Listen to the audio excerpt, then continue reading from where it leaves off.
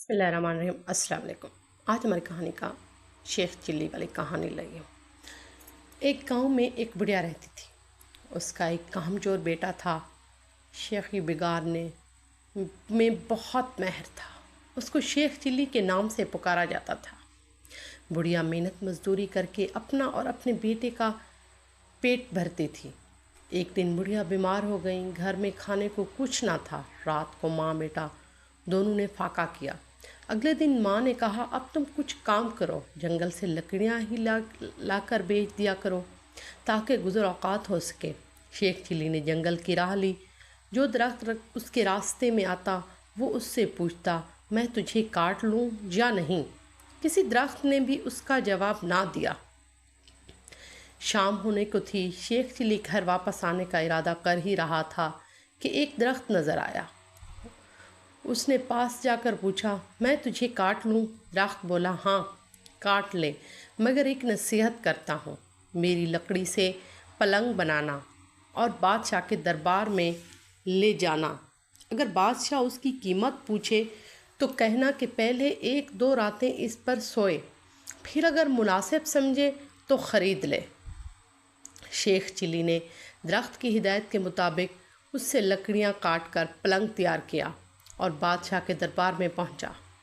बादशाह ने कीमत पूछी तो शेख चिल्ली ने कहा, पहले आप इसको 1-2 रात इस्तेमाल करें। अगर इसमें कोई खूबी पाएँ तो इनाम के तौर पर जो दिल चाहे दे दें। बादशाह हैरान हुआ और शेख चिल्ली के कहने पर नौकरों को हुक्म दिया कि आज यही पलंग मेरे कमरे में बिछाया जाए। रात हुई। बादशाह उसी पलंग पर सोया तो आधी रात को पलंग का एक पाया बोला, आज बादशाह की जान खतरे में है। दूसरे ने कहा, वो कैसे? तीसरा बोला, बादशाह के जूते में काला सांप था। चौथे ने कहा, बादशाह को चाहिए कि सुबह जूते को अच्छी तरह झाड़ कर पहने। सुबह वाकई ऐसा ही हुआ। बादशाह जूते में सांप था। जूता झाड़ने से सांप निकलकर भाग गया। इसी तरह बादशाह की जान महफूज रही। दूसरी रात जब बादशाह सोया तो फिर पावियों ने बातें शुरू की। एक बोला कि तुम पलंग को संभाले रखो, मैं कुछ खबरें जमा कर लूँ। तीनों पावियों ने पलंग को थामे रखा। चौथा वापस आया तो उसने खबर सुनाई कि बादशाह का वज़ीर साजिश करके बादशाह को ख़त्म करने के बारे में सोच रहा है।